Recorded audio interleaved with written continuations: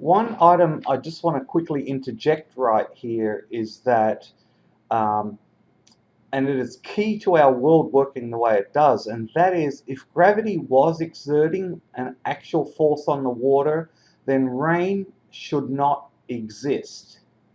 According to the visual evidence and the physics of the hyperboloid cone formation, at the very tip of the cone, a very small drop of water is always ejected from the main body because the acceleration at the very end tip always exceeds the surface tension holding the cone together.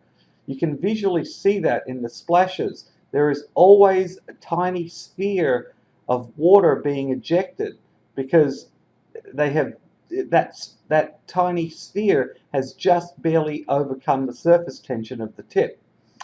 This is actually the exact process by which mist is formed. So if this was to happen to every raindrop, then every raindrop would turn into a hyperboloid cone, which would then disintegrate into a mist via this same process. This would happen if there was an actual force on the water.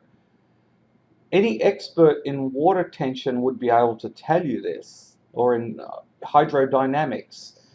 So when it rained, it wouldn't rain, it would mist. Very little of that mist would reach the earth, and it would be blown around by wind or rapidly evaporated. There would be no way for rain to actually reach the earth's surface because raindrops would not actually form. So you're actually seeing raindrops because there is no force on those initial spheres of water. Okay? Because if there was an actual physical force, they would disintegrate into mist.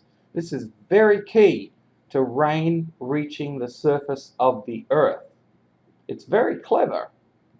Nature is extremely clever in the way she's engineered this.